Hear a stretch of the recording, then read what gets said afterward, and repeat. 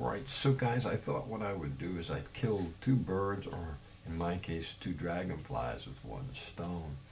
What I'm going to actually do is I'm going to open up my layers panel so you can see it right there. I got a kind of big image, it doesn't really matter. And the first thing I'm going to do is I'm going to go File, Place, Embed It. And what I'm really looking for is over in my files over here, I have this folder that has all these textures in it, and I'm going to grab, I want something that we can really see, so I'm going to grab, say, how about the dark wood? The dark wood's good. I'm going to grab the dark wood. I'm going to grab the 2 times because that's for retina displays, and bang, you can see I've got it in there. And when I hit enter, you can see that it is actually a smart object, which is awesome. So what I'm going to do is I'm actually going to double click on that to get me into the actual repeating panel. So you can see now I've got the repeating pattern right here. And what I'm going to do is I'm going to come up to Edit, and then I'm going to define a pattern. And when that pattern, I'm going to leave it named that, doesn't matter. And I'm click OK, and then I can actually get out of this, and I can actually delete that or get rid of that. Now I want to zoom in on my stage a little bit so I can see everything. And if you remember my trick for zooming, it's hold the space bar, then hold down the command bar, and then hold down the options, and I can zoom out. There you go, nice. So what I want to do is I want to actually fill that whole area. Now let's do it on a new layer. I'm going to grab a new layer and fill up the whole area with that dark pattern. So what I'm going to do is I'm going to first hold the Shift and the Delete key, and that's going to bring up my fill. And normally we get that foreground or we get background or color, but we want pattern. And when we come to pattern, we're going to come down. You can see I did one with a lighter pattern earlier. Now I'm doing it with that one. I'm going to click OK, and you can see I filled in my background with that pattern that fast and that easy. All right, so I really don't need that pattern anymore, so I'm just going to delete it and get rid of it because I don't need it. I've got my pattern all set. So now the next thing I want to do is I want to bring in my subject to paint out. So I'm going to first go up to File and Place, and I'm going to place Embedded. And on my desktop, I saved this image. Now this is from PhotoBucket. It's not mine, so you do not have the right to use it, nor do I. I'm just using it for demo purposes. And I got this dragonfly with some transparency on him. So I'm going to show you a little bit of the technique, but I'm not going to spend a ton of time doing it. It's more about showing you than anything else. All right, so the first thing I want to do is I'm going to actually zoom in on the dragonfly himself. And I want to make sure that I've hit D on my keyboard, so I've got the default colors, the black and the white. And then what I want to do is grab my brush tool. And with my brush tool, inside here, with my brush tool, what I want to do is zoom in. Oops, not zoom out, zoom in. And I want to then grab the Quick Mask tool by hitting Q. And you can see my brush is really small, so I'm hitting the right bracket to make it a little bit bigger, holding the space bar so I can see what's going on. And I'm just going to show you the basic technique. I want to make, I'm at 50%. I want to make sure I'm all the way up to 100%. And I'm just going to show you the basic technique. I'm not going to spend a lot of time getting this perfect. That's your job. This is just to show you how to get it done. So I'm just going to show you the basic technique by getting the body here. So I'm just going to come around and grab that whole body. Here we go. There we go. Got it generally the whole body, and that's pretty good. I think I did pretty good. I'm a little off here. But generally I'm pretty good. And what I'm going to do now is I'm going to grab the Magic Wand tool. When I grab the Magic Wand tool, I'm going to click inside there, and you can see it selected that area as we expect.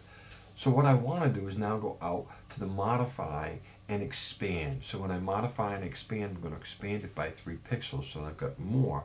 And now I want to fill that with black, which essentially will turn this into a selection because we're in Quick Mask mode. So I'm going to hit Option Delete to fill it with black. Ta-da! I'm all done. I can then hit Deselect. Now, here's where it gets fun.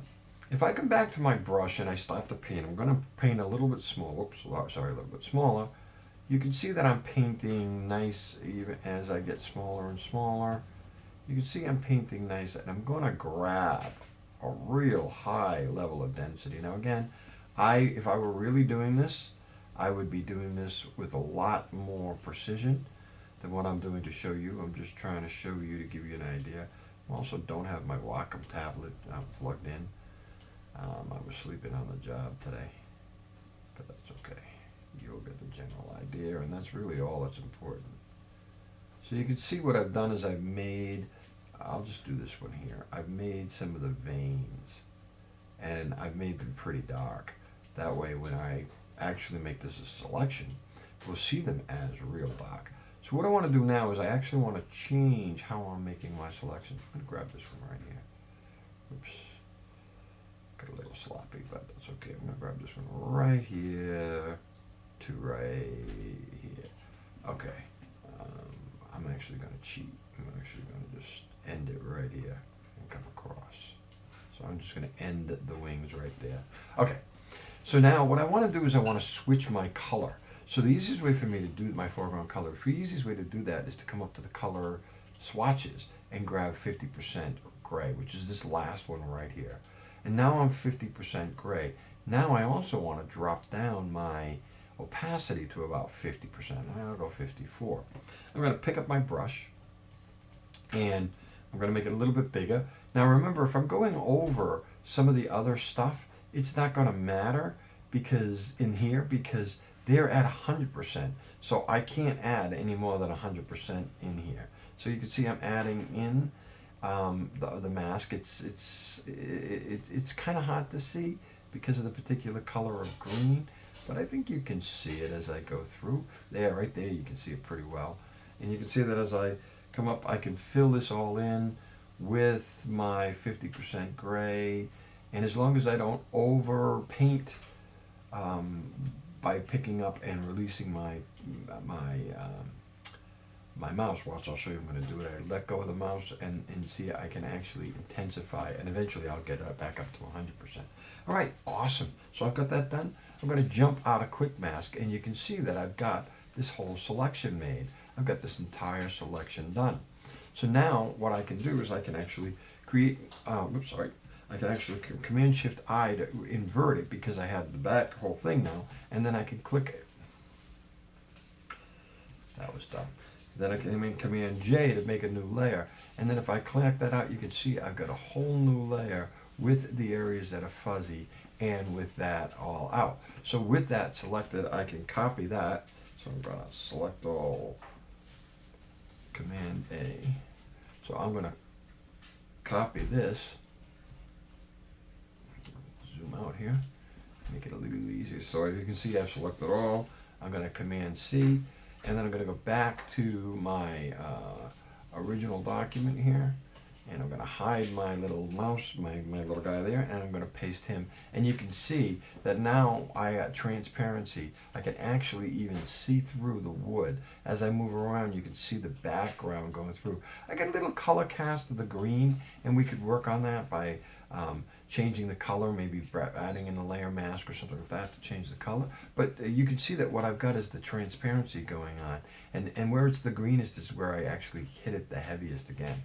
So you can see that's all it takes to make that moth mask. And it's a real simple technique, and I kind of showed you 3 in 1. Define a pattern, fill a pattern, use the magic wand tool along with the quick mask, and then use the quick mask and 50% opacity along with a 50% gray to make a semi-transparent selection. Enjoy!